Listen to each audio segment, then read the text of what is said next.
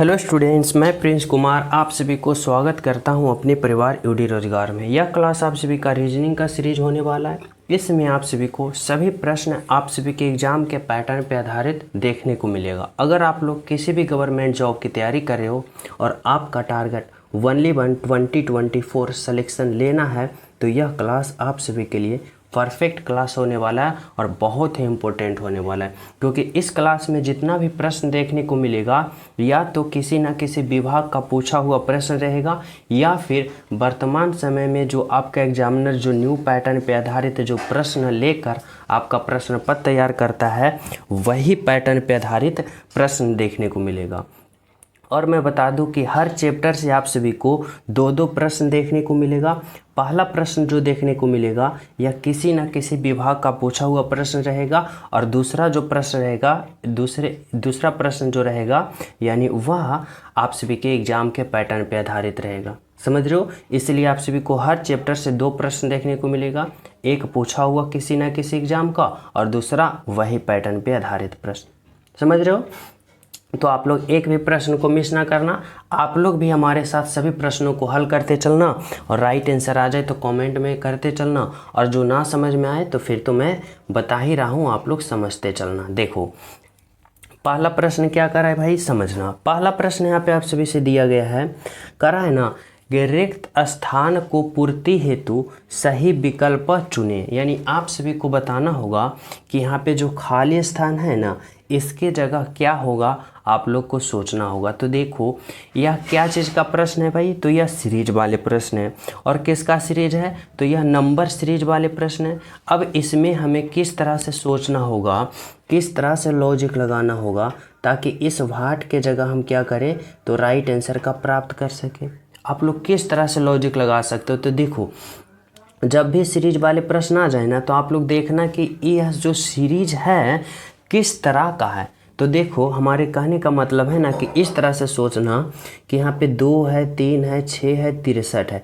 यानी क्या हो रहा है, इंक्रीज हो रहा है, यानी क्या हो रहा है, बढ़ रहा है ना। लेकिन किस तरह से बढ़ रहा है, तो देखो 2 से 3 गया, 3 से 8 और 8 से 63 और 63 से क्या जा रहा है अगले संख्या, और अगले संख्या देखो जो हमें चयन करना है ना वह देखो बहुत बड़ा संख्या है। यानी छोटा छोटा फिर बड़ा बड़ा संख्या बढ़ रहा है। जब भी ऐसा सीरीज वाले प्रश्न आप सभी को मिल जाए एग्जाम में, तो ऐसा प्रश्न मिलेगा ही, तो देखना आप लोग कैसे सोचोगे। जब भी ऐसा मिल जाए कि छोटा छोटा फिर बहुत बड़ा बड़ा संख्या आ रहा है, तो जब ऐसे सिचुएशन में आप लोग क्या करना, बस वन थिंकिंग यानी एक सोच में आप लोग राइट आंसर प्राप्त करोगे। कैसे कि आप लोग या तो सोचना कहीं ना कहीं इसमें गुना किया है, क्या किया है, कहीं ना कहीं इसमें गुना किया है, या फिर कहीं ना कहीं इसमें क्या किया है वर्ग किया है यानी स्क्वायर किया है। आप लोग देखो रीजनिंग का हर प्रश्न हर स्टूडेंट सोल्व करेगा पूरा बाई पूरा, लेकिन जो कम समय में ज़्यादा प्रश्न सोल्व करेगा वही सक्सेस प्राप्त करेगा। और रीजनिंग का बस एक ही मूल मंत्र है कि जो स्टूडेंट वन थिंक में यानी एक थिंकिंग में एक सोच में राइट आंसर प्राप्त कर लेना तो वही सक्सेस होता है। तो देखो हमें वही लॉजिक लगाना है कि हम एक बार में सोचें और वह ट्रिक हमारा लागू हो जाए, वह लॉजिक हमारा लागू हो जाए, वही तो हमारा क्या होगा, वही तो हमें एग्जाम में बहुत ही ज़्यादा मदद करेगा।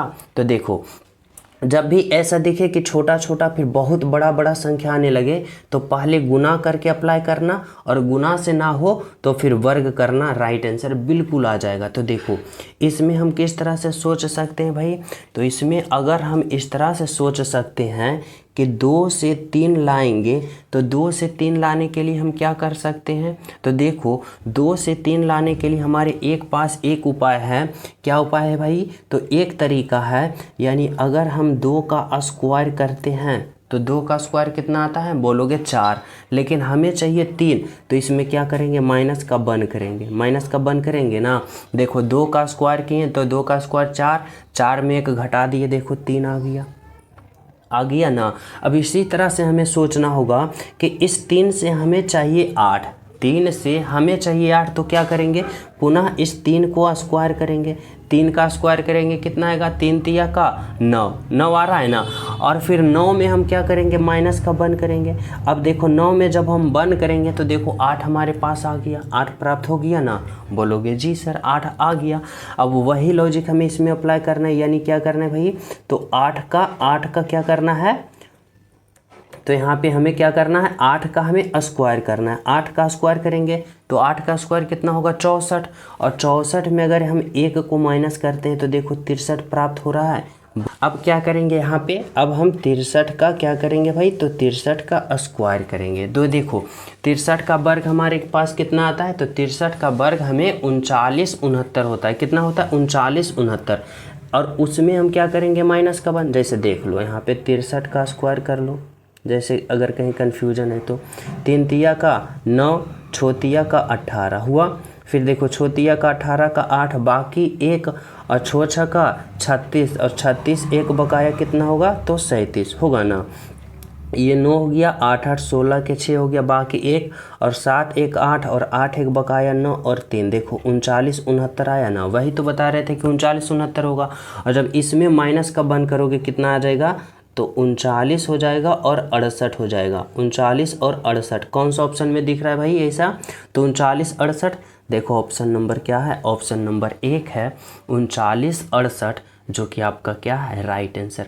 तो इसमें समझ रहे हो कि क्या लॉजिक लगाया है, तो लॉजिक यह लगाया कि पहले संख्या को स्क्वायर किया, उसमें 1 घटा दिया, दूसरे संख्या आ गया। फिर दूसरे का स्क्वायर किया, 1 घटा दिया, तीसरे आ गया। जब इस तरह से हम लगातार सीरीज में चले ना, तो हमारा राइट आंसर प्राप्त हो गया ना, जो कि कौन सा ऑप्शन हुआ, तो ऑप्शन नंबर 3 हुआ। तो चले हम सब अगले प्रश्न पे। तो देखो अगला प्रश्न आप लोग समझना क्या कर रहा है भाई, 2 नंबर का प्रश्न है। देखो 2 नंबर का प्रश्न यह भी कर रहा है, रिक्त स्थान को पूर्ति हेतु सही विकल्प का चयन करें। यानी यहाँ पे बताना होगा कि इस भाट की जगह जो होगा ना, वह क्या होगा, किस प्रकार से होगा, आप लोग को सोचना होगा, समझना होगा। तो देखो सबसे पहले देखो यह प्रश्न क्या है, तो यह प्रश्न जो है ना सीरीज वाले प्रश्न है। देखो सीरीज वाले हैं, और वो भी किसका सीरीज है भाई, तो वो भी यह अल्फ़ा वर्ड का सीरीज है। और अल्फ़ा वर्ड में सीरीज में हमें बताना होगा कि जिस प्रकार ये हुआ ये हुआ ये हुआ, तो अगले पद क्या होगा, अगले पद हमें प्राप्त करना है ना। तो इसके लिए हम क्या करते हैं, तो अल्फ़ा वर्ड वाले प्रश्न में हम अल्फ़ा वर्ड पोजीशन का प्रयोग करते हैं, ताकि हमारा राइट आंसर आसान तरीक़ा से आ जाए। जैसे कि देखो समझना, यहाँ पे क्या है, एच का अल्फ़ा वर्ड पोजीशन कितना होता है भाई, तो एच का होता है 8 होता है ना। फिर देखो आई का 9 होता है और जी का 7 होता है, ठीक है। फिर देखो क्या होता है, के का 11 होता है, एल का 12 होता है और जे का 10 होता है। फिर देखो क्या है, एन का कितना होता है, 14 होता है, ओ का 15 होता है और एम का कितना होता है भाई, तो एम का 13 होता है। अब हमें अगले पद को पता करना है, तो कैसे सोचेंगे, तो देखो इस तरह से हम सोचेंगे यहाँ पे कि एच से कहाँ पे गया, तो के पे गया। यानी एच का 8 और के से 11, तो 8 से 11 गया तो क्या हुआ, तो 8 से 11 गया, यानी क्या हुआ, तो प्लस का 3 हुआ, प्लस का 3 हुआ ना। फिर देखो के से एन पे गया, यानी के का 11 और फिर एन का 14, 11 से 14 गया, यानी यहाँ पे क्या हुआ भाई, तो यहाँ भी प्लस का 3 हुआ, यहाँ भी प्लस का 3 हुआ ना। फिर देखो एन से जब हम अगले पद प्राप्त करेंगे तो यहाँ भी हम प्लस का 3 करेंगे। तो एन का अल्फ़ाबेट पोजीशन 14 में 3 जोड़ेंगे 17, और 17 जो होता है वह किसका होता है भाई, तो 17 जो होता है क्यू का। यहाँ पे क्या होगा, तो यहाँ पे क्यू होगा। समझ गए हो। अब हमें क्या करना है, अब हमें इसमें चेक करना है, किसमें, इसमें। देखो आई से कहाँ जाएगा, एल पे, आई का 9 एल का 12, तो यहाँ पे 9 से 12 गया तो क्या हुआ भाई, तो यहाँ भी प्लस का 3 हुआ, 9 3 12। फिर देखो एल से कहाँ पे गया, ओ पे गया, एल का 12 ओ का 15, तो यहाँ भी प्लस का 3 हुआ। और फिर ओ से अगले पद निकालेंगे तो यहाँ भी हम प्लस का 3 करेंगे, ओ का 15 और 15 में 3 जोड़ेंगे कितना होगा, 18, और 18 जो होगा आर का होगा, यहाँ पे आर होगा ना। अब इसी प्रकार से हमें इसमें सोचना होगा, किसमें, तो जी से कहाँ पे गया, जे पे, जी का देखो 7 और जे का 10, प्लस का 3 हुआ। फिर जे से एम पे गया, 10 से 13 पे गया, प्लस का 3। तो इस बार अगले पद निकालेंगे तो यहाँ भी प्लस का 3 करेंगे ना। तो देखो एम का अल्फ़ाबेट पोजीशन 13 में 3 जोड़ेंगे 16, और 16 जो होता है वह किसका होता है भाई, तो 16 जो होता है पी का। अब बताओ क्यू आर पी क्या QRP कौन सा ऑप्शन में दिख रहा है भाई? तो देखो QRP जो दिख रहा है ना ऑप्शन नंबर 1 में दिख रहा है, जो कि आपका राइट आंसर है होगा ऑप्शन नंबर 1 होगा। क्या होगा? ऑप्शन नंबर 1 होगा। समझ रहे हो? तो किस तरह के इसमें सीरीज चला? तो +3 का सीरीज चला। हमें राइट आंसर प्राप्त क्या हो गया? QRP बोले तो ऑप्शन नंबर 1। सभी विद्यार्थी समझ गए हो? तो चले हम सब नेक्स्ट प्रश्न पे। तो देखो अगला प्रश्न समझना क्या कर रहा है भाई? तो 3 नंबर का प्रश्न। 3 नंबर का प्रश्न में आप लोग समझना यहाँ पे आप सभी से क्या पूछना चाहता है ना, एग्जामिनर कर रहा है कि विषम शब्द की पहचान करें। यानी बताना होगा कि यहाँ देखो 4 ऑप्शन है, 4 ऑप्शन दे रखा है ना। अब बताना होगा कि इन चारों ऑप्शन में 3 ऑप्शन एक समान होगा, लेकिन एक ऑप्शन जो होगा सबसे अलग होगा। अब उसे बताओ कि कौन सा ऑप्शन होगा। तो देखो यहाँ पे अगर हम बात करें ना तो स्वीडन है, यह भी एक देश है, नॉर्वे भी एक देश है, ब्राज़ील भी एक देश है और फ्रांस भी एक देश है। अब आप लोग इसमें कैसे एक ऑप्शन को छटाया करोगे, यानी सबसे अलग निकालोगे। तो देखो समझना, अगर हम बात करें ना स्वीडन देश का, अगर हम बात करें नॉर्वे देश का, अगर हम बात करें फ्रांस देश का, तो ये तीनों जो देश है ना, यह जो तीनों देश है स्वीडन, नॉर्वे और फ्रांस, यह यूरोप महाद्वीप में रहता है, यानी यूरोप महाद्वीप का यह देश है। लेकिन जब हम ब्राज़ील की बात करें ना तो यह ब्राज़ील जो है वह किस महाद्वीप में स्थित है? तो यह ब्राज़ील जो देश है यह दक्षिण अमेरिका महाद्वीप में स्थित है। यानी राइट आंसर जो होगा क्या होगा?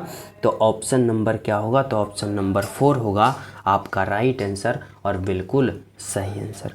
क्या होगा भाई? Option number 4। समझ रहे हो? तो इस तरह से आप लोग राइट आंसर ऑप्शन नंबर 4 लगाओगे। और जो स्टूडेंट क्लास को लाइक नहीं किए हो भाई, क्लास को लाइक कर देना, ज़्यादा से ज़्यादा क्लास को शेयर करना। जो न्यू हो तो चैनल सब्सक्राइब जरूर कर लेना और बेल आइकन भी प्रेस कर लेना, ताकि हर क्लास का नोटिफिकेशन आप सभी को टाइम टू टाइम मिलता रहे। देखो 4 नंबर का प्रश्न क्या कर रहा है भाई? 4 नंबर का प्रश्न समझना, इसमें क्या कर रहा है यदि इतना को इतना से कोडित किया जाता है। समझना, यह कोडिंग डिकोडिंग वाले प्रश्न है। यहाँ पे आप लोग को समझना होगा कि इतना का कोडवर्ड इतना है, ठीक है, मैं मान लिया। तो इतना का कोडवर्ड क्या होगा, आप लोग को क्या करना है? सोचना समझना होगा और बताना होगा। तो कैसे सोचोगे समझोगे? तो देखो सबसे पहले हमें ये सोचना होगा कि यहाँ पे कितना है। तो यहाँ पे S है, H है, फिर E है, फिर क्या है, L है और F है, ठीक है। और इतना का क्या कोडवर्ड किया है? तो यहाँ पे 20 लिखा, फिर 7 लिखा, 6 लिखा, 11 लिखा और 7 लिखा। यानी इतना से इतना लिखा। तो कैसे लिखा यह हमें क्या करना है? पता करना है। तो कैसे करेंगे? तो इसको पता लगाने के लिए सबसे पहले हमें इनका अल्फ़ाबेट पोजीशन लिखना है। जैसे S का अल्फ़ाबेट पोजीशन 19 होता है, H का 8 होता है, E का 5 होता है, L का 12 होता है और F का कितना होता है? 6 होता है ना। अब यहाँ पे आप लोग क्या करो, तो यहाँ पे लॉजिक इस तरह से लगाओ कि देखो S का अल्फ़ाबेट पोजीशन 19 और 19 से क्या लिख रहा है? 20 लिख रहा है। यानी 19 से 20 लिख रहा है, यानी क्या किया? तो प्लस का बन किया ना। फिर देखो H का अल्फ़ाबेट पोजीशन 8 से क्या लिखा? 7, यानी 8 से 7 गया, माइनस का बन किया। फिर देखो E का 5 से 6 पे गया तो फिर प्लस का बन किया। फिर देखो L का 12 से 11 पे गया, माइनस का बन। और फिर देखो F का 6 से 7 गया, प्लस का बन। यानी क्या लॉजिक लगा रहा है आप लोग समझ रहे हो? तो प्लस का बन, माइनस का बन, प्लस का बन, माइनस का बन, प्लस का बन, इस तरह से सीरीज चल रहा है। और यहाँ पे कोडवर्ड लिख दिया। तो इतना का हम सीरीज चला के राइट आंसर का कोडवर्ड हम पता नहीं कर लेंगे ना। तो देखो कैसे सोचेंगे, तो इस तरह से सोचना और समझना। यहाँ पे क्या है भाई? L। अब L का अल्फ़ाबेट पोजीशन बताओ कितना होता है? 12। अब क्या करना है? पहले 12 में हमें प्लस का बन करना है। तो 12 में 1 जोड़ेंगे, कितना आएगा? 13 देखो आ गया। उसके बाद देखो E का अल्फ़ाबेट पोजीशन कितना होता है? 5 होता है। फिर 5 में क्या करना है? 1 को घटा देना है। 5 में 1 घटा देंगे, कितना आएगा? 4 आ जाएगा। फिर देखो A का अल्फ़ाबेट पोजीशन कितना होता है? 1 होता है। A का अल्फ़ाबेट पोजीशन 1। और फिर क्या करना है भाई? 1 में फिर हमें 1 जोड़ देना है। तो 1 में 1 जोड़ेंगे तो कितना आएगा? 2 आएगा ना। फिर देखो V का अल्फ़ाबेट पोजीशन कितना होता है? 22। और फिर 22 में क्या करना है, तो 22 में 1 घटा देना है। अब देखो जब हम 22 में 1 घटा देंगे तो हमें कितना प्राप्त होगा, हमें प्राप्त होगा 21 प्राप्त होगा ना। फिर देखो ई का अल्फ़ाबेट पोजीशन कितना होता है, 5 होता है। और फिर 5 में क्या करना है, 1 जोड़ देना है। तो 5 में 1 जोड़ेंगे कितना आएगा, 6 आएगा ना। फिर देखो एस का अल्फ़ाबेट पोजीशन 19 कितना होता है, 19। अब इस बार हम 1 जोड़े हैं तो अगले वाले में हम क्या करेंगे, 1 घटा देंगे, यानी 19 में हम 1 घटा देंगे तो कितना आ जाएगा भाई, 18। अब देखो कौन सा ऑप्शन में दिख रहा है, 13 4 2। तो देखो 13 4 2 ऑप्शन नंबर इसमें दिख रहा है, यानी ऑप्शन नंबर 1 में दिख रहा है, जो आपका क्या है, राइट आंसर है। तो यहाँ पे कौन सा लॉजिक अप्लाई किया है आप लोग समझ पाए हो ना, यानी प्लस का 1 माइनस का 1 प्लस का 1 माइनस का 1 ये कर दिया है और इतना कोड वर्ड निकाला, जो कि हमारा right answer option number A आया, जो कि बिल्कुल सही है और बिल्कुल सत्य। समझ गए हो। तो चले हम सब अगले प्रश्न पे। तो देखो अगला प्रश्न आप लोग समझना, 5 नंबर का प्रश्न क्या कर रहा है आप सभी से और किस तरह से कर रहा है। देखो कर रहा है, यदि b बराबर 2 है, समझना, k बराबर 11 है, MAN बराबर 0 है, SIN बराबर 14 है, तो HOT का मान क्या होगा, आप लोग को यहाँ पे सोचना होगा, समझना होगा। तो कैसे लॉजिक लगाओगे, तो देखो सबसे पहले आप सभी को यहाँ पे सोचना होगा कि आखिर MAN को, मैन को 0 लिखा तो लिखा कैसे। समझना हर एक प्रश्न आप सभी को इम्पोर्टेंट होगा, ख़ास होगा, क्योंकि हर एक प्रश्न आप सभी के एग्ज़ाम के पैटर्न पे आधारित है या किसी न किसी विभाग का पूछा हुआ प्रश्न है। अब समझो कि यह प्रश्न आप सभी के लिए कितना हेल्पफुल साबित होगा। आप लोग जब प्रश्न सोल्व करते होगे तब भी पता चलता होगा कि यह किसी न किसी विभाग का पूछा हुआ प्रश्न है। अगर किसी विभाग का पूछा हुआ प्रश्न नहीं होता तो इतना लॉजिक लगाया नहीं जाता। समझ रहे हो ना। तो देखो क्या है यहाँ पे भाई, तो M है, A है और N है, और इसको कितना लिखा, तो इसको 0 लिखा। आखिर इतना का कोडवर्ड 0 लिखा तो लिखा कैसे, यही ना लॉजिक लगाना है।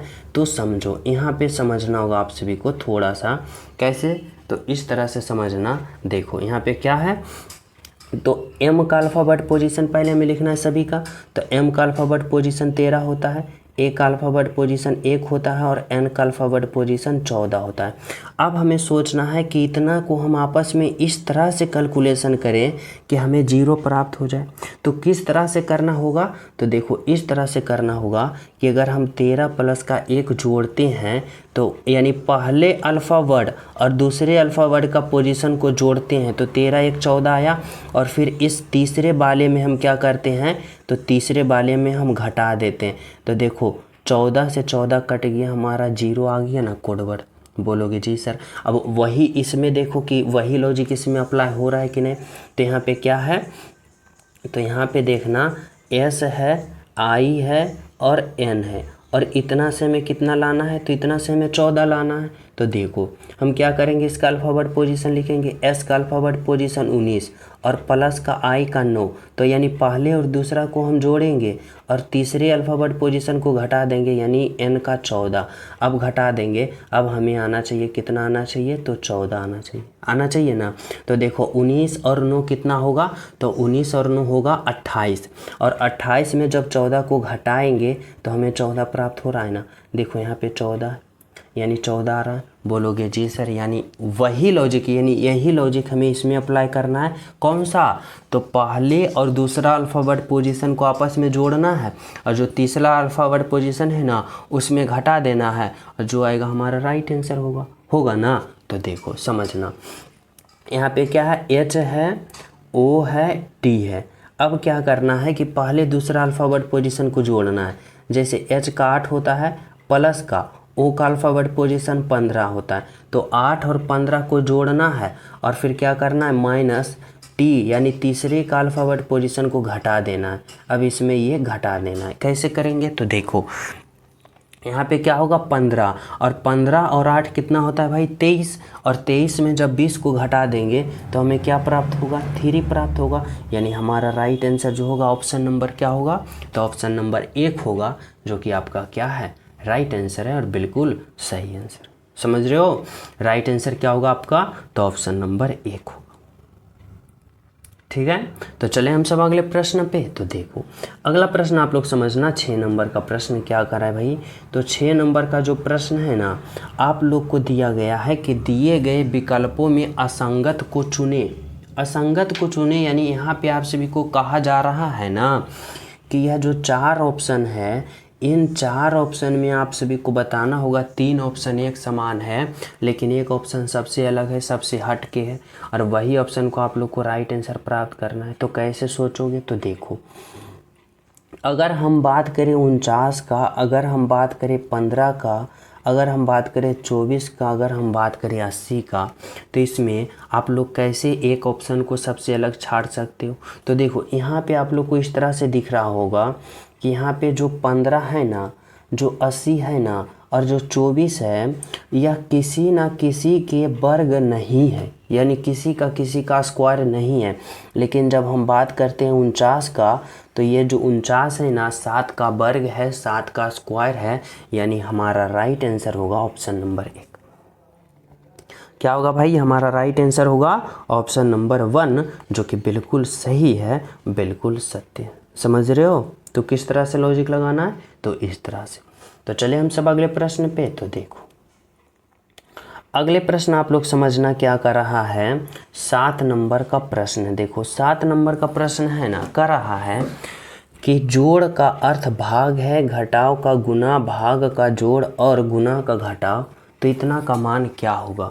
कैसे सोचोगे? समझना, यहाँ पे कितना है? 36 है। फिर देखो क्या है भाई? तो गुना है। कितना है? गुना है। अब देखो गुना का अर्थ क्या कर रहा है? तो देखो यहाँ पे क्या कर रहा है? गुना का अर्थ घटाव है, तो यहाँ पे घटा दो, फिर कितना होगा? 12। फिर देखो जोड़, जोड़ का अर्थ क्या है? भाग, तो यहाँ पे आप लोग क्या दो? भाग, फिर क्या होगा? 4। फिर देखो भाग, भाग का अर्थ क्या है? तो भाग का अर्थ जोड़ है, यहाँ पे जोड़ दो, फिर 6 होगा। फिर देखो जोड़, जोड़ का अर्थ क्या है? भाग है, तो यहाँ पे आप लोग भाग दो, और क्या होगा? 2 होगा। और फिर देखो क्या है? घटाव, घटाव का अर्थ क्या है? गुना, तो यहाँ पे गुना दो और 3। अब आप लोग क्या करो? तो इसका सोल्व करो, यानी इसका हल करो। कैसे?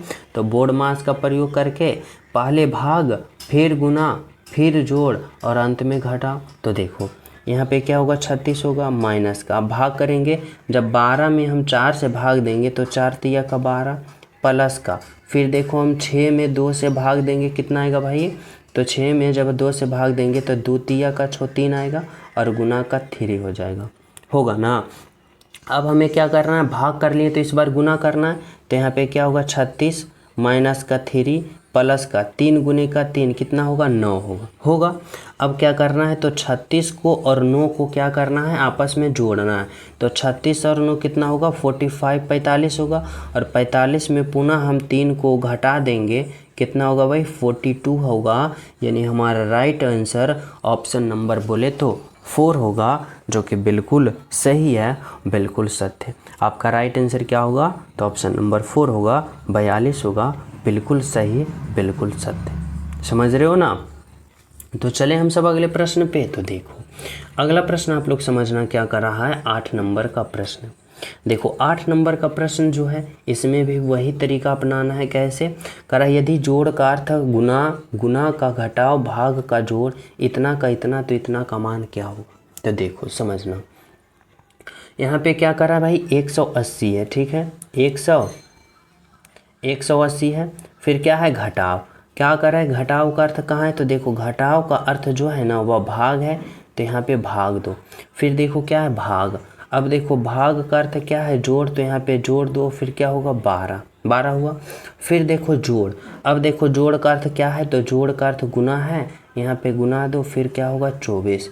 फिर देखो गुना, अब देखो गुना, गुना का अर्थ क्या कर रहा है? तो देखो गुना का अर्थ क्या है? घटाव, तो यहाँ पे आप लोग क्या दो? घटाव, और फिर क्या होगा? 5।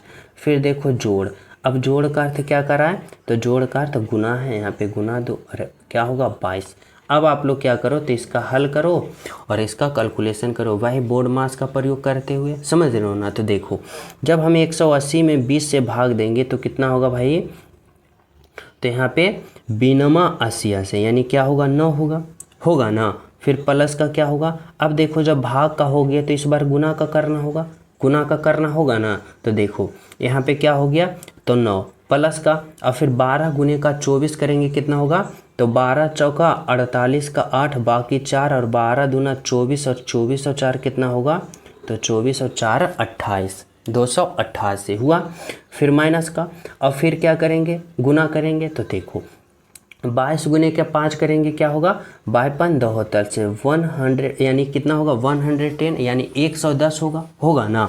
अब क्या करेंगे कि जोड़ वाले जोड़ को और घटाव को घटा देंगे। तो देखो 288 समझना, और प्लस का 9 करेंगे कितना होगा, तो 9 8 कितना होगा 17 के साथ बाकी 1 और 8 1 9 और फिर यहाँ पे कितना हो जाएगा 2 हो जाएगा। और इसमें कितना करेंगे 110 को घटा देंगे तो यहाँ पे क्या होगा 7 होगा 8 होगा और यहाँ पे क्या होगा भाई, तो यहाँ पे 2 में से बन जाएगा 1 यानी 187 जो होगा हमारा राइट आंसर बोले तो ऑप्शन नंबर 4 होगा, जो कि क्या है बिल्कुल सही है। तो समझ रहे हो, जब भी यहाँ पे बड़ा बड़ा संख्या देख लो ना या लंबा, तो आप लोग घबराना नहीं है। जब भी बड़ा बड़ा संख्या देख लो तो सोचना कि यहाँ पे कैलकुलेशन बहुत ही सिंपल होगा, बहुत ही आसान होगा। देखो कितना 2 स्टेप में आपका राइट आंसर प्राप्त हो गया ना। तो इसलिए एग्जाम में देखने से पहले घबराना नहीं, प्रश्न पहले उसको सोल्व करने का तरीका ढूंढना, ठीक है। चलो देखो क्या कर रहा है अगला प्रश्न, 9 नंबर का प्रश्न है, समझना।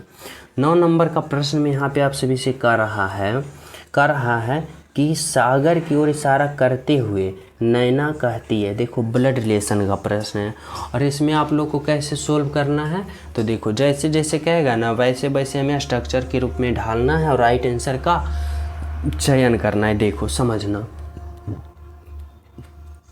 यहाँ पे क्या कर रहा है भाई, कर रहा है सागर की ओर इशारा करते हुए नैना कहती है। यहाँ पे 2 व्यक्ति है, एक कौन है, तो एक सागर है, समझना सागर है और एक नैना है, समझना। तो सागर पुल्लिंग है तो पुल्लिंग है और नैना स्त्रीलिंग है तो क्या होगा माइनस होगा ना। देखो करा है सागर की ओर इशारा करते हुए नैना कहती है, यानी इसके ओर इशारा करते हुए नैना क्या कर रही है भाई, समझना।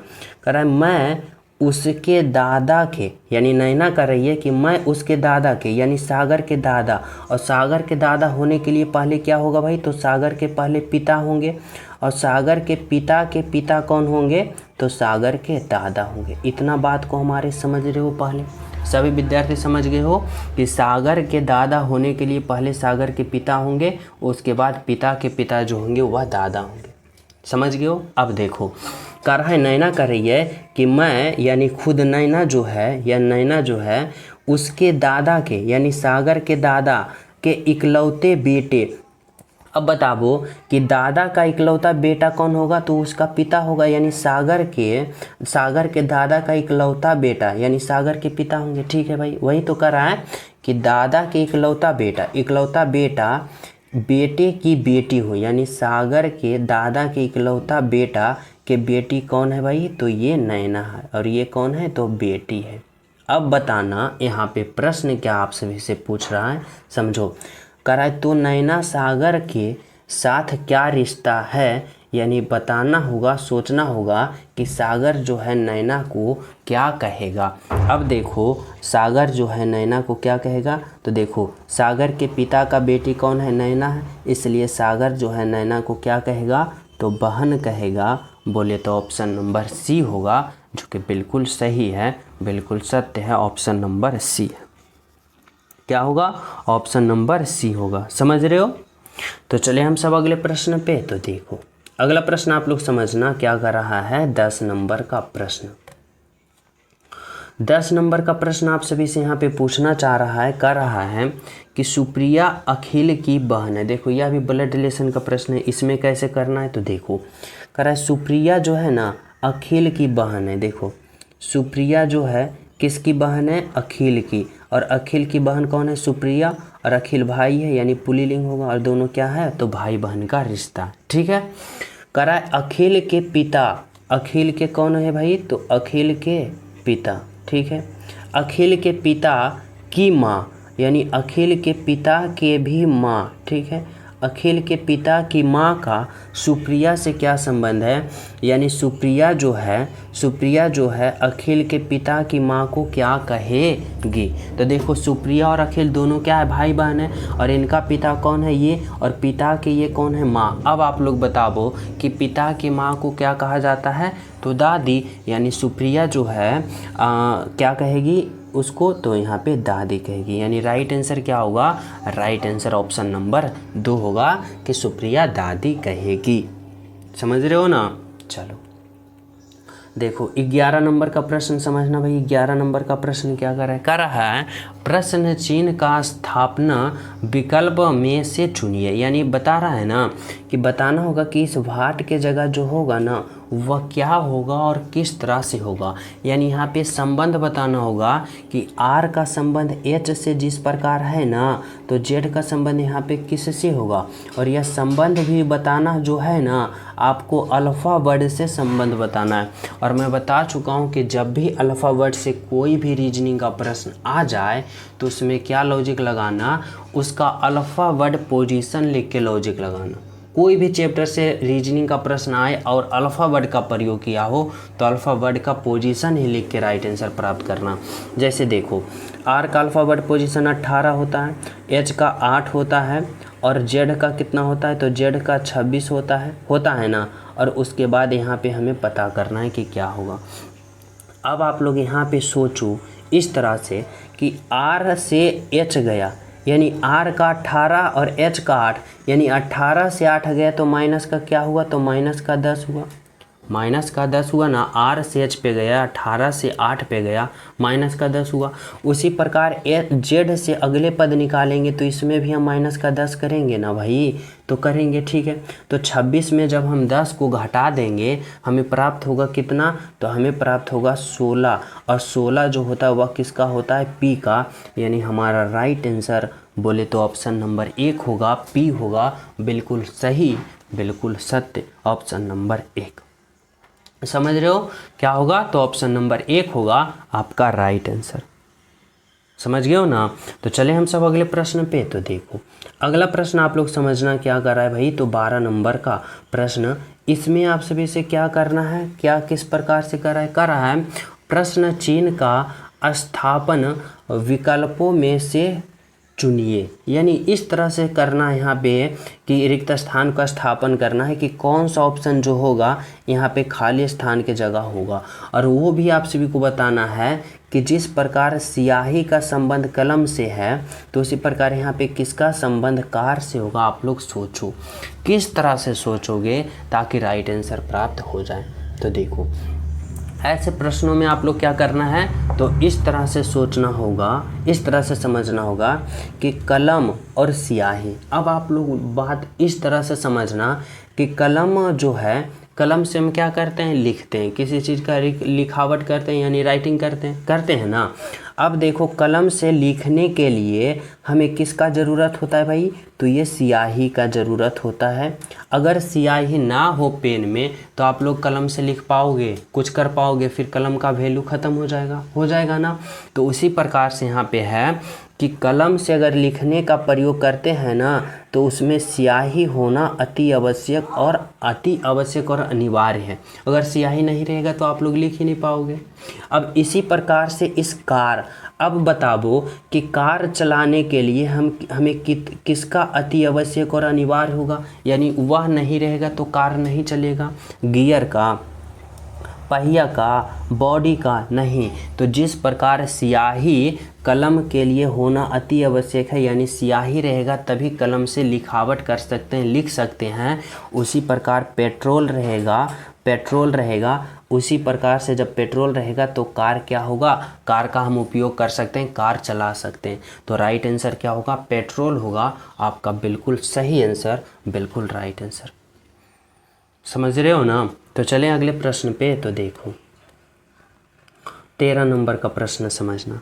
13 नंबर का प्रश्न क्या कर रहा है, वही कर रहा है कि यहाँ पे बताना है कि शब्दों का संबंध और इस भाट के जगह पे क्या होगा आप लोग को समझना होगा। तो देखो इसमें आप लोग कैसे लॉजिक लगाओगे, इसमें थोड़ा सा आप लोग इस तरह से सोचना कि देखो इसमें आप लोग का जीके का प्रश्न भी हो सेशन में आ जाता है, जैसे कि अजमेर का किला और राजस्थान का संबंध बताना होगा, कैसे होगा। तो देखो जो स्टूडेंट यहाँ पे जीके का थोड़ा सा कभी कमांड होगा तो उसको राइट आंसर प्राप्त कर लेगा कि जो अजमेर का किला है ना, अजमेर का किला है वह किस राज्य में स्थित है, तो वह राजस्थान में। कहाँ है, राजस्थान में। अब उसी प्रकार बताना है अजंता की गुफा, अब अजंता की गुफा जो है वह किस राज्य में। तो देखो यहाँ पे थोड़ा सा कमांड होगा जीके में, वह बिल्कुल राइट आंसर प्राप्त करेगा कि अजंता का गुफा कहाँ है, सिक्किम में, बिहार में, महाराष्ट्र में या केरल में। तो कहाँ है भाई, आप लोग क्या लगाओगे।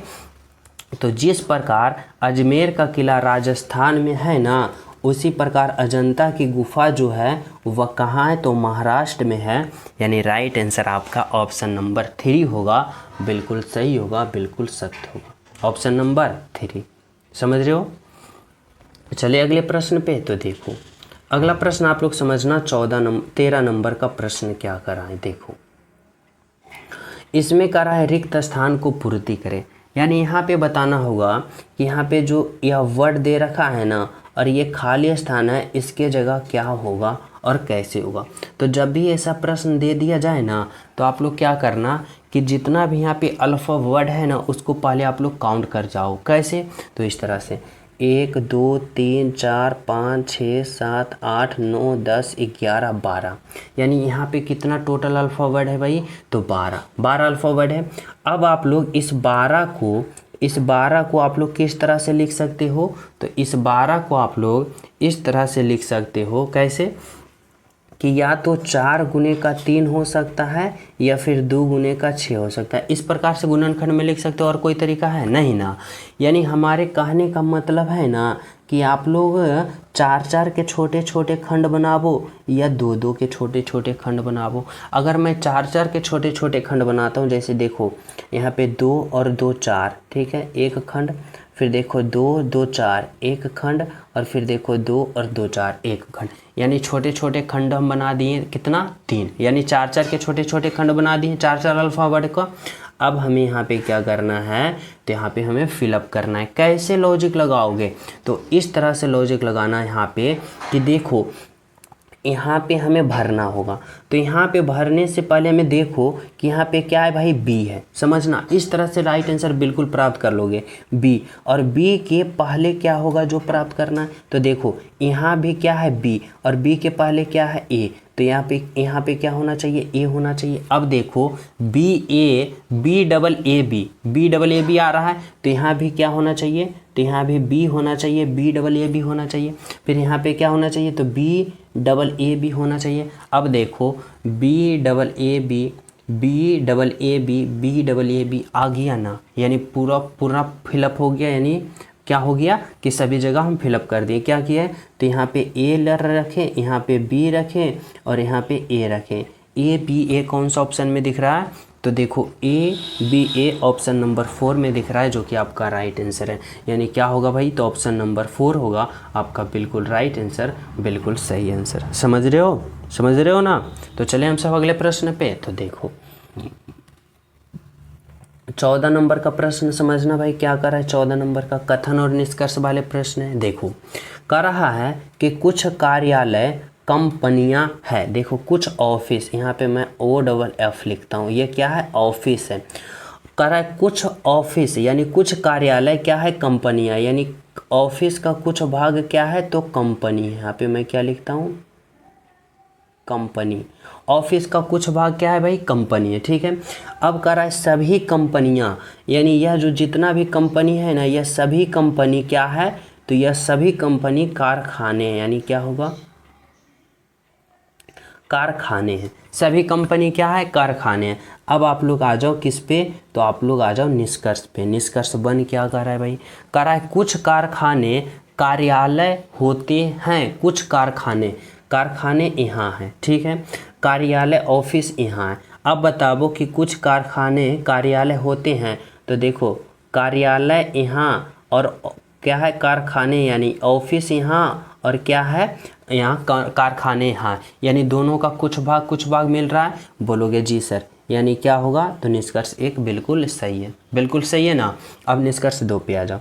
करा है सभी कार्यालय, यानी यह जो ऑफिस है ना, यह सभी ऑफिस कारखाने होते हैं, यानी कारखाने, इस कारखाने के अंदर सभी ऑफिस है नहीं ना है, यानी देखो ऑफिस यहाँ है और कारखाने यहाँ, यानी कुछ मिल रहा है, सभी तो नहीं है, यानी क्या होगा, तो निष्कर्ष 2 गलत होगा, निष्कर्ष 2 गलत होगा ना। तो क्या है, ओनली वन, केवल एक निष्कर्ष प्राप्त किया जा सकता है। राइट आंसर क्या होगा, ऑप्शन नंबर 4, केवल निष्कर्ष 1 प्राप्त किया जा सकता है, जो कि आपका राइट आंसर है। समझ रहे हो, यहाँ तक सभी विद्यार्थी समझ गए हो ना। तो चलिए हम सब अगले प्रश्न पे। तो देखो 15 नंबर का प्रश्न समझना, यह क्या करे भाई, तो यह भी कथन निष्कर्ष वाले प्रश्न है। देखो क्या कर रहा है, कथन कर रहा है सभी सेब लाल है, सभी सेब, यहाँ पे जितने भी सेब है ना, यह क्या है, तो यह सभी सेब जो है, यह सभी सेब क्या है, तो यह सभी सेब लाल है, यानी जितना भी सेब है क्या है, लाल है, ठीक है। अब कह रहा है कि कोई भी लाल फल सस्ता नहीं है, यानी सस्ता, यहाँ पे क्या है, तो सस्ता। अब बताना है कि लाल फल, यानी लाल फल जो है वह कोई भी सस्ता नहीं है, यानी सस्ता अलग है, इस तरह से, यानी कोई रिलेशन दूर दूर तक नहीं है, नहीं ना है।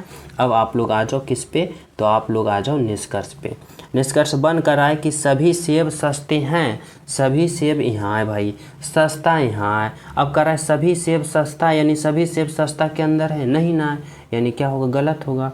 अब निष्कर्ष 2 देखो, कह रहा है लाल सेब सस्ते नहीं हैं, सेब लाल ये है और सेब ये है और सस्ता ये है। कह रहा है लाल सेब सस्ता नहीं है, यानी लाल और सेब और सस्ता नहीं है, यानी यहाँ पे रिलेशन नहीं बना रहा है सस्ता से। तो देखो सस्ता से कोई रिलेशन नहीं ना बना रहा है, यानी इससे और इससे कोई टचिंग बचिंग नहीं है, यानी क्या होगा, तो निष्कर्ष 2 बिल्कुल सही होगा, यानी राइट आंसर होगा केवल और केवल निष्कर्ष 2 अनुसरण करता है, बोले तो ऑप्शन नंबर 1 होगा आपका राइट आंसर, बिल्कुल सही, ऑप्शन नंबर 1। समझ गए हो।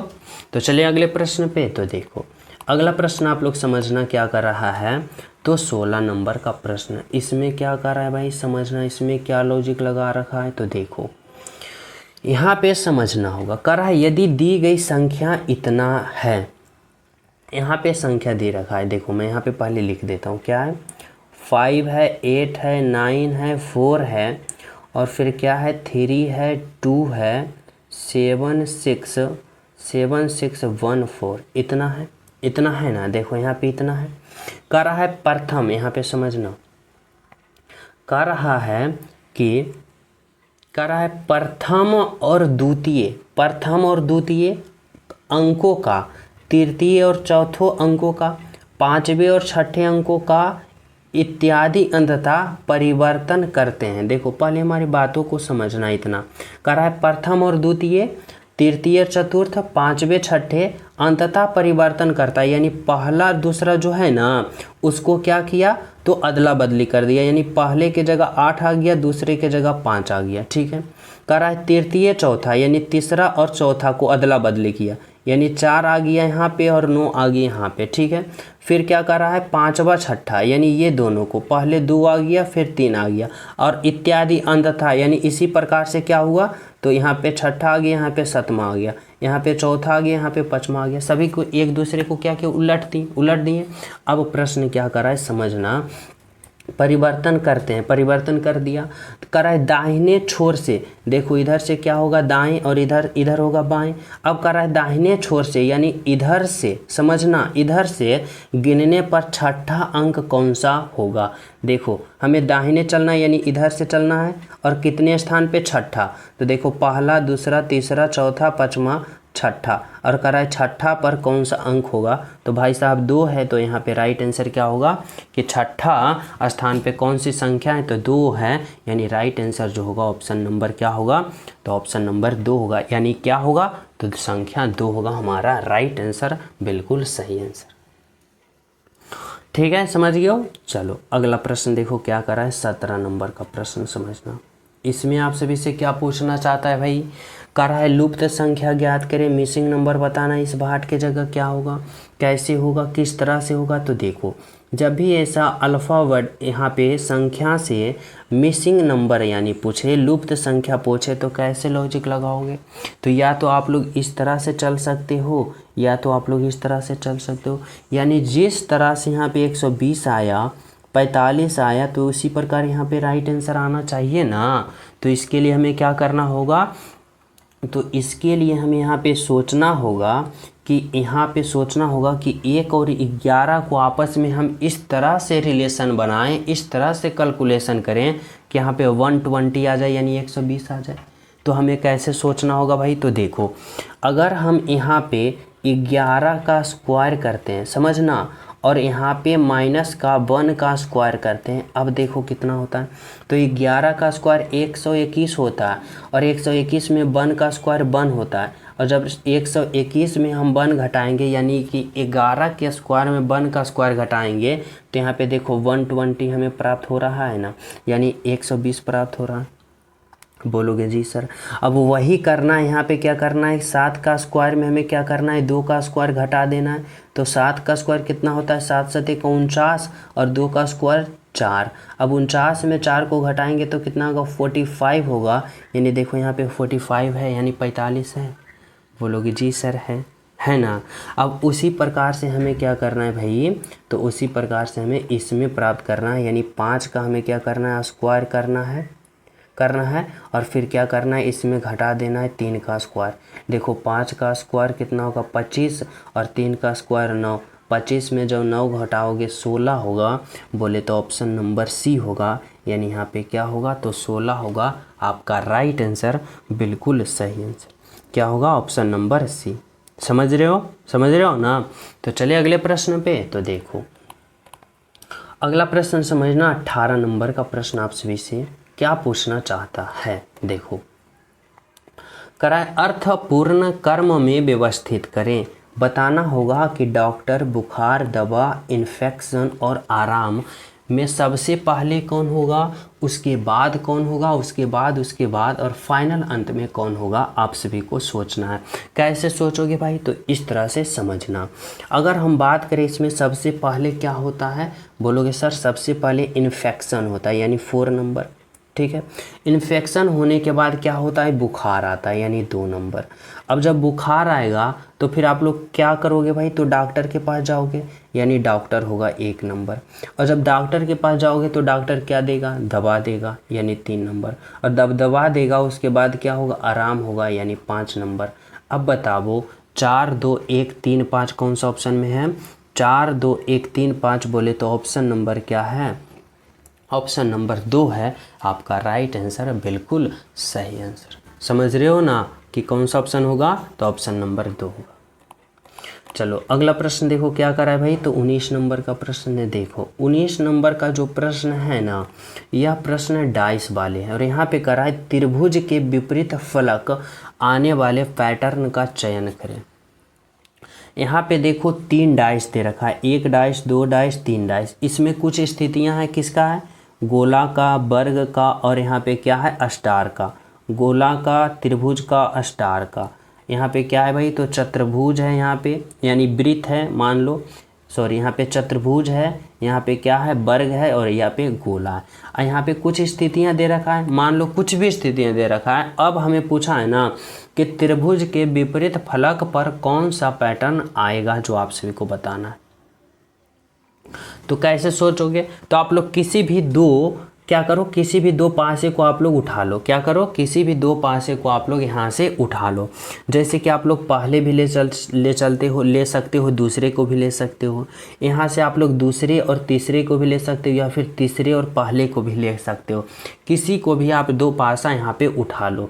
तो चलो मैं क्या करता हूँ, पहले पासा और दूसरे पासे को ही लेके चलता हूँ। किसका, पहला और दूसरा को लेके चलता हूँ। अब देखो, अब यहाँ पे देखो कि पहला और दूसरा पासा के हम ले चलते हैं तो देखो इसमें कितना स्थितियां जो है कॉमन दिख रहा है।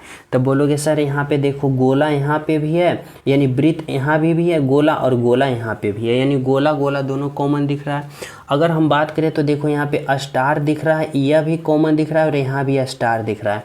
और हमारी बातों को समझना कि जब भी दो पासा में दो स्थितियां बराबर मिले, हमारी बातों को याद रखना, दो पासे में दो स्थितियां बराबर मिले और एक स्थितियां जो असमान रहेगा, जैसे देखो यहाँ पे क्या है तो यहाँ पे क्या है तो यहाँ पे क्या है तो वर्ग है और यहाँ पे त्रिभुज है, यानी कि ये दोनों क्या है असमान है। और यहाँ पे हमारी बातों को समझना कि जब यहाँ पे दो पासा में दो स्थितियां बराबर मिले ना और जो तीसरा नहीं मिलता है वह एक दूसरे का विपरीत होता है। क्या होता है?